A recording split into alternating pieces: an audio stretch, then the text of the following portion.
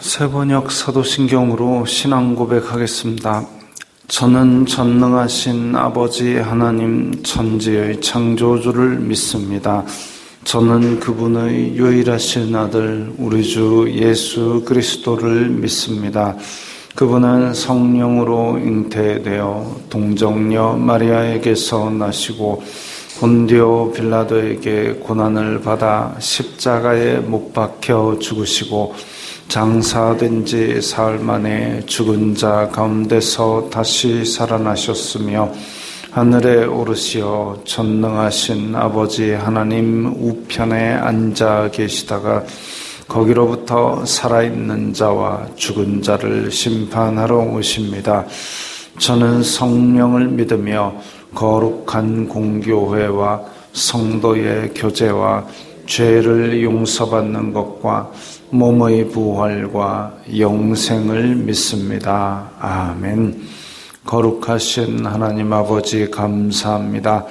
간밤에도 편히 쉬게 해주시고 새벽에 기도하는 자리에 불러주시니 감사합니다.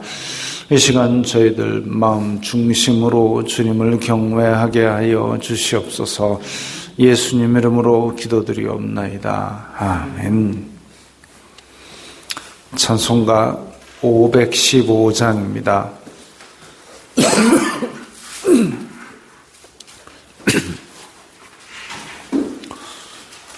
찬송가 515장입니다.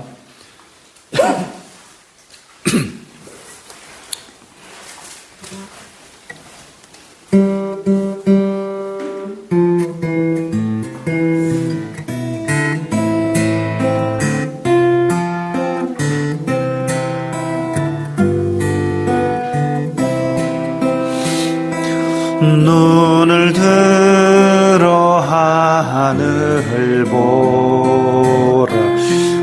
어지러운 세상 중에 곳곳마다 상한 영의 단식 소리 들려온다. 빛을 잃은 많은 사람, 길을 잃고 헤매이며 탕자처럼 기진하니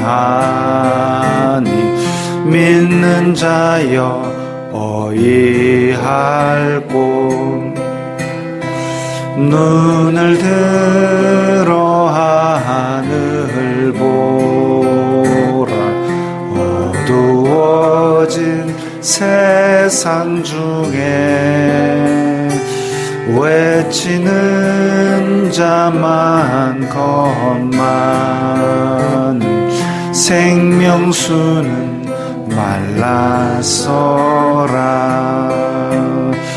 죄를 대속하신 주님 선한 일꾼 찾으시나. 대답하리 어디 있나. 믿는 자여 어이할꼬. 눈을 들어 하늘 보라. 살아계신 주 하나님, 약한 자를 부르시어 하늘 뜻을 전하셨다. 생명수는 홀로 예수, 처음이요 나중이라. 주님 너를 부르신다.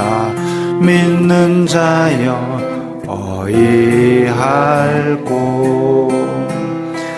눈을 들어 하늘 보라. 다시 사신 그리스도 만 백성을 사랑하사 오래 참고 기다리네. 인내하신 우리 구주 의의 심판하시는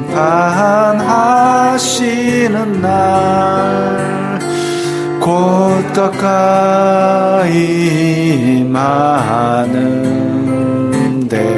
믿는 자여 어이할꼬. 아멘. 오늘 말씀은 예레미야 25장 30절부터 38절까지의 말씀입니다.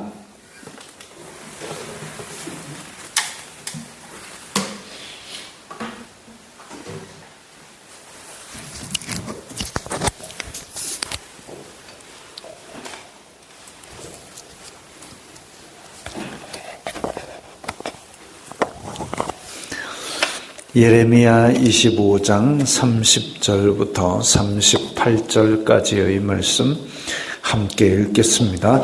그러므로 너는 그들에게 이 모든 말로 예언하여 이르기를 여호와께서 높은 데서 포효하시고 그의 거룩한 처소에서 소리를 내시며 그의 초장을 향하여 크게 부르시고 세상 모든 주민에 대하여 포도 밟는 자 같이 흥겹게 노래하시리라.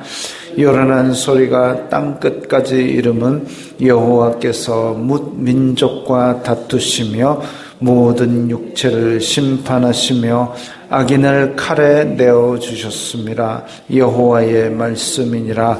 만군의 여호와께서 이와 같이 말씀하시니라. 보라, 재앙이 나서 나라에서 나라에 미칠 것이며 큰 바람이 땅끝에서 일어날 것이라. 그 날에 여호와에게 죽임을 당한 자가 땅 이 끝에서 땅 저 끝에 미칠 것이나 그들을 위하여 애국하는 자도 없고 시신을 거두어 주는 자도 없고 매장하여 주는 자도 없으리니 그들은 지면에서 분토가 되리로다. 너희 목자들아 외쳐 애곡하라. 너희 양떼의 인도자들아 잿더미에서 뒹굴라. 이는 너희가 도살당할 날과 흩음을 당할 기한이 찼음인즉 너희가 귀한 그릇이 떨어진 같이 될 것이라. 목자들은 도망할 수 없겠고 양떼의 인도자들은 도주할 수 없으리로다. 목자들이 부르짖는 소리와 양떼의 인도자들이 애곡하는 소리여 여호와가 그들의 초장을 황폐하게 함이로다. 평화로운 목장들이 여호와의 진노하시는 열기 앞에서 적막하게 되리라. 그가 젊은 사자같이 그 굴에서 나오셨으니 그 호통치시는 분의 분노와 그의 극렬한 진노로 말미암아 그들의 땅이 폐허가 되리로다 하시니라. 아멘. 예레미야에게 주신 말씀으로 지금 앞에 보이는 칠판에 그려놓은 지도에 나와 있는 모든 나라의 백성들을 향해서 그리고 그들의 왕을 지도자를 향해서 하나님께서 심판을 강하게 선포하십니다. 30절에 보면 여호와께서 높은 데서 포효하시고 이러면은 여호와께서 높은 데서 포효하신다. 여호와는 알겠고 높은 데서 포효하신다. 사자나 호랑이가 어디 이렇게 뭔가 크게 소리를 지르는 그러니까 자기의 먹이를 발견하거나 뭔가 그렇게 크게 소리를 지르면 그 뭐 다큐멘터리 보니까 사자가 한번 왁 하면 한 10km 떨어진 데서도 들린답니다. 10km 같으면은 이제 해운대에서 저 부산대 정도 되는 거리입니다. 그 정도에서도 소리가 들릴 정도로 그렇게 뭔가 그 주파수가 강하게 울린다는 거죠. 그렇게 되면 그 주변 이제 반경 10km 이내에 있는 동물들은 이제 그야말로 등골이 서늘해지는 공포를 체험하는 겁니다. 근데 여호와께서 높은 데서 포효하신다.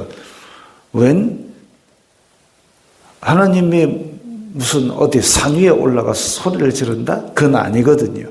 이제 우리가 이걸 높은 데서 포효한다 이러면은 언덕 위에 올라가서 사자가 소리 지르는 그런 그림을 상상을 하는데, 근데 여기에 같은 내용으로 두세 구절이 연결되는 것을 보아야 됩니다.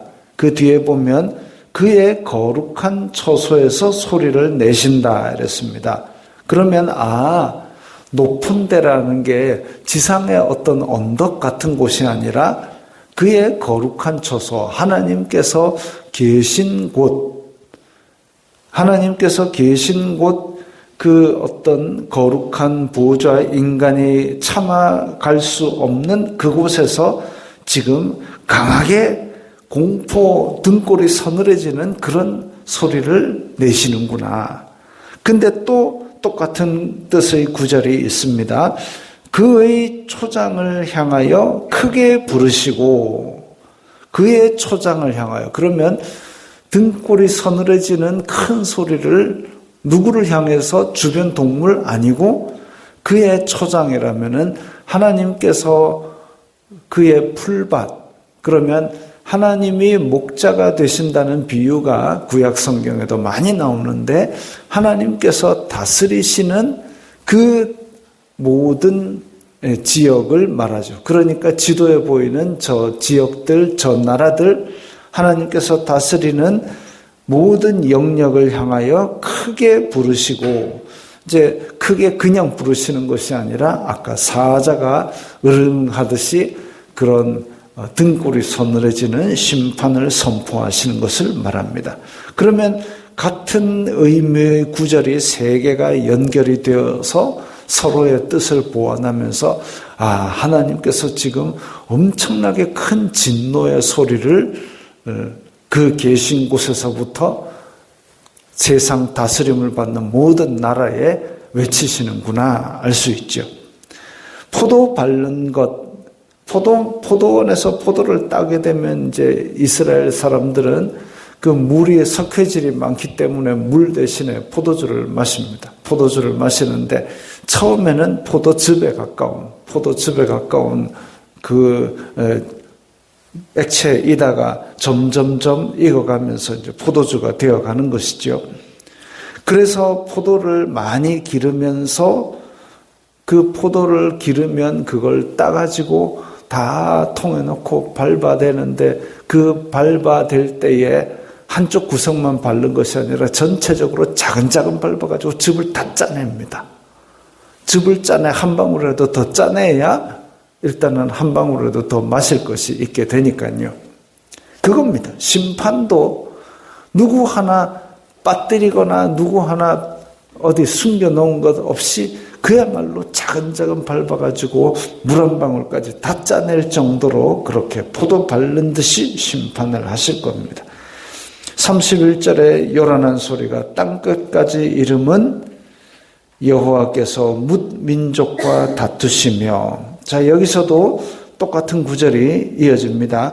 뭇 민족과 다투시며 모든 육체를 심판하시며, 자 여기서 보면 뭇 민족, 여러 민족인데 모든 육체, 거기에 사는 많은 백성들, 그리고 그 다음에 악인을 칼에 내어주셨습니다. 악인, 뭇 민족이 이방인이라 해서 무조건 하나님께서 때려잡으시는 것이 아니라 악인이었다는 거죠. 이스라엘 자손들에게 악을 행했던 여러 민족들, 그 육체들을 하나님께서 지금 심판하신다는 겁니다. 다투시며 심판하시며 칼에 내어주셨습니다. 하나님께서 이 심판하시는 도구는 그들을 이 칼에 내어주시는 것이구나. 전쟁이구나. 하나님께서 심판으로 쓰시는 도구가 몇 가지가 있는데 그 중에 이제 질병이 있고 기근이 있고 전쟁이 있고 대표적으로 그런 것들이 있는데 지금 여기서는 칼에 내어주셨습니다. 그래서 하나님께서 전쟁을 크게 일으키시는데 그 도구가 누구냐면 32절에 만군의 여호와께서 이와 같이 말씀하시니라. 보라, 재앙이 나서 나라에서 나라에 미칠 것이며 이제 국가 간의 큰 전쟁들이 일어날 것인데 큰 바람이 땅 끝에서 일어날 것이라. 이스라엘의 서쪽은 바다입니다. 동쪽이 땅이죠. 그럼 땅 끝이다 그러면은 이제 저 북쪽이나 저 동쪽에 있는 바벨론이나 아수르를 얘기했는데 아수르는 망하고 없으니까 바벨론이 지금 이제 제일 강자, 그야말로 맞설 엄두조차 안 나는 강대국이 바벨론입니다. 그 바벨론이 지금 우리나라에 예전에 임진왜란이 있기 직전에 우리나라가 사신을 보냈습니다. 일본에 가서 일본에 가서 그들의 상황을 좀 보고 오라 그랬는데 이제 두 반대되는 정파가 가서 보니까 하나는 그 나라가 지금 일본이 그때 당시에 통일을 이루었습니다. 여러 작은 나라들이 막 서로 싸우다가 전국 시대가 있다가 통일을 이루었습니다. 그 통일을 이룬 군주가 이제 크게 세 지도자가 있는데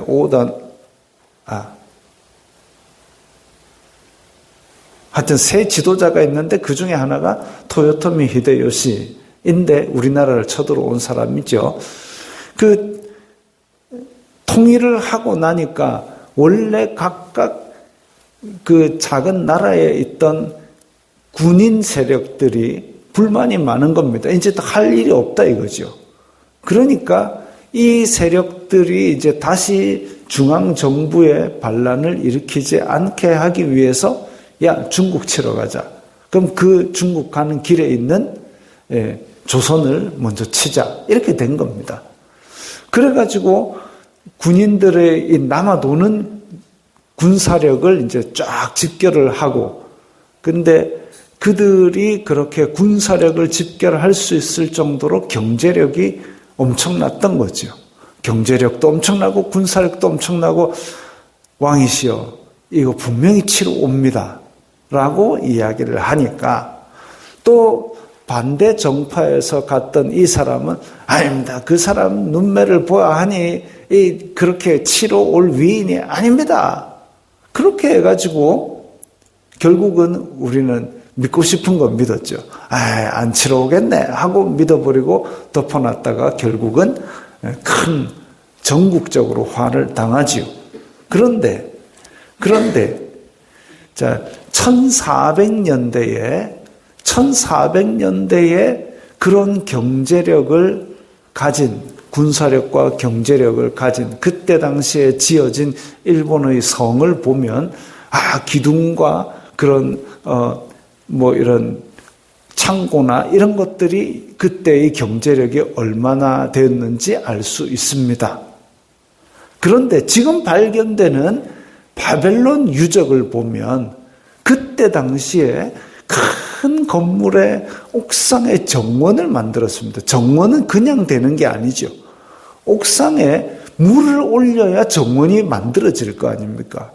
그게 언제냐면 지금 이 예레미야 시절은 기원 전 500년, 600년 이때 그런 나라가 만들어졌습니다. 1400년대에 그 성 하나 지은 거 보고도 엄청난 군사력을 가졌다라고 생각을 하는데 1400년이 아니라 기원전 500년, 600년에 그 이상의 나라가 강으로 운하를 파가지고 그걸로 물류를 돌리고 옥상에 정원을 만들고 그 어마무지한 경제력과 군사력과 능력을 가졌으니까 기원전 500년, 600년에 우리나라 뭐 했나 하면 이제 철기 만들어가지고 뚝딱거리고 그러고 앉아있을 때인데 이미 그런 강한 나라, 그걸 누가 이깁니까? 그 시대에. 그야말로 물 밀듯이 싹 밀어버리면 그 주변 나라는 다 없어지는 겁니다. 그 정도로 강대한 나라가 땅 끝에 있었습니다. 땅 끝에. 이 바벨론을 하나님께서 심판의 도구로 사용하셨습니다. 그야말로 폭풍같이 주변 나라들을 다 휩쓸어 버리는 거죠. 심판의 도구로 사용하시는데 하나님께서 그 심판의 도구로 사용하시는 것을 지금 아까 30절, 31절에서 읽었죠. 그야말로 악인을 칼에 내어주시는데 33절에 보니까 죽임을 당한 자가 땅 이 끝에서 저 끝에 미칠 것이나 그들을 위하여 애곡하는 자도 없고 시신을 거두는 자도 없고, 이것도 똑같은 구절이 계속 나옵니다. 애곡하는 자 없고 시신을 거두는 자도 없고 매장해 주는 자도 없고, 그야말로 싹 쓸고 지나간 자리에 시체들이 그냥 다 널브러지고 장사 지낼 사람도 다 죽었으니까 없는 거죠. 그런 큰 전란이 있었던 겁니다. 34절에 너희 목자들아 외쳐 애곡하라. 이 목자들아라는 것은 이제 왕과 지도자들, 정치인들이죠. 외쳐 애곡하라. 너희 양떼의 인도자들아. 이건 마찬가지죠. 나라의 지도자들 잿더미에서 뒹굴라. 이게 이제 애곡하라. 잿더미에서 뒹굴라. 이게 슬퍼 애통할 일이 벌어진다는 겁니다. 어떤 때에 주로 죄를 쓰고 애곡하느냐 하면 초상이 났을 때 그러죠. 죄를 머리에 쓰고 땅을 치고 울고 하는 것인데, 정치 지도자들, 왕들이 그런 일을 당하게 될 거라는 겁니다. 근데 보니까 기한이 찼음인즉, 하나님께서 오래 기다리셨다. 오래 기다리셔서 나를 정해놓고 이때까지 돌이키나 안 돌이키나, 내 백성들에게 자비를 베푸나 안 베푸나, 그렇게 오래 기다리셨는데 때가 차도록 자기의 악을 버리지 아니하고 그 타락한 본성대로 행하였기 때문에 기다리시던 그 때를 채우자마자 이 엄청난 시련과 혼란으로 심판하시는 겁니다. 목자들은 도망할 수 없겠고 양떼의 인도자들은 도주할 수 없으리로다. 이게 이제 보통은 왕들이나 귀족들이나 전쟁 나면 보따리 싸서 도망가고 딴 나라에서 조용히 잘 살고 이런 경우가 종종 있지만, 하나님께서 주시는 심판은 그야말로 포도즙 틀을 밟듯이 아작아작 밟기 때문에 하나도 빠짐없이 그렇게 다 밟기 때문에 목자들도 양떼 인도자들도 정치인이나 귀족들도 하나도 피할 수 없이 그렇게 다 밟히게 된다는 겁니다. 그리고 36절, 37절, 이제는 그렇게 큰 파도가 휩쓸고 지나가면 이제 다 황폐화되고 아무것도 없어지는 그것만 남게 되는 거죠. 지금은 이런 전쟁이 일어나면 큰일 나죠.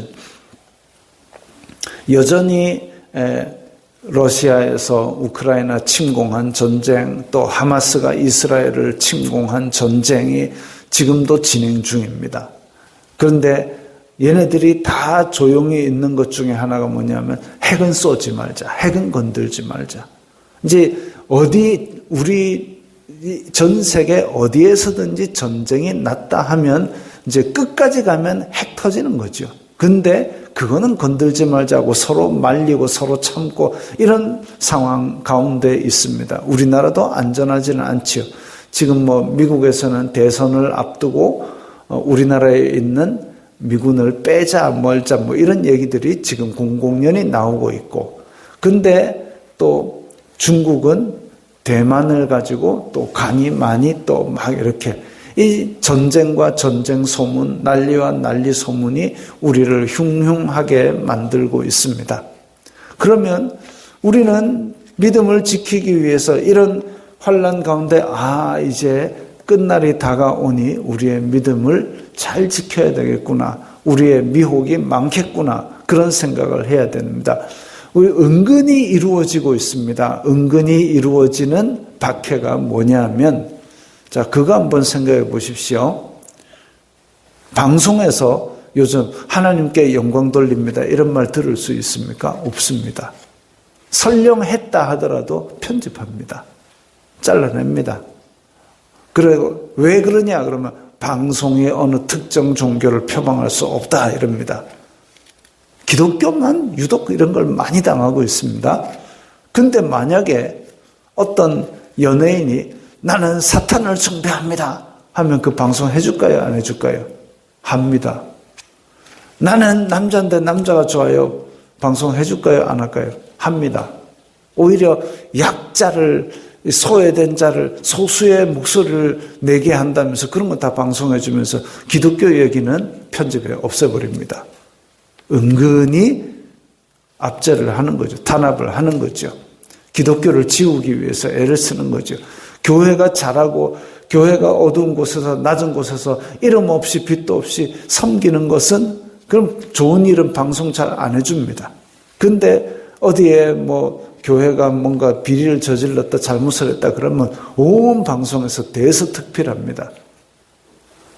압제를 하고 있고 탄압이 있고 이런 가운데서 우리는 뭐 해야 되냐면 이 나라와 민족을 위해서 기도해야 되고 이 백성의 지도자들이 정신 차리도록 기도해야 됩니다. 그들이 예수님을 믿고 안 믿고를 떠나서 하나님께서 주신 주권으로 하나님께서 주신 권력으로 이 나라에서 빨대 꽂아가지고 자기 배 채우려는 그것만 안 하도록 그래서 그것을 통해서 지금 권력자들, 목자들, 여기 심판당하는 악인들 다 뭐하냐면은 하나님의 백성을 압제하는 왕들이었기 때문에 하나님께서 지금 포효하시면서 쓸어버릴 것을 계획하신 겁니다.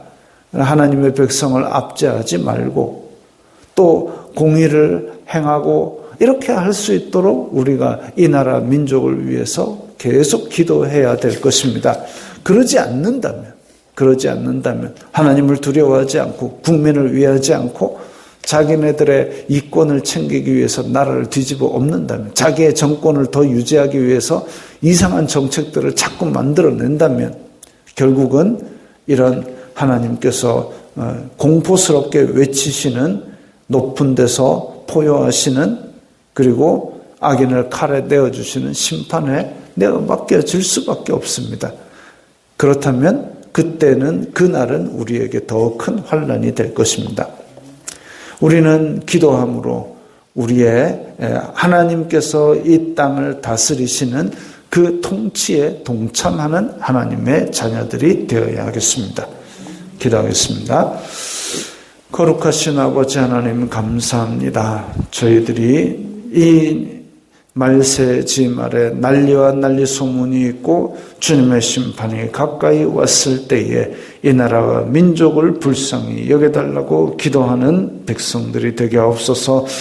주여 이 나라와 민족을 불쌍히 여기시사 권력자들이 그리고 주님의 백성들이 공의를 행하며 주님의 뜻을 찾아가게 하여 주시옵소서. 예수님 이름으로 기도드리옵나이다. 아멘.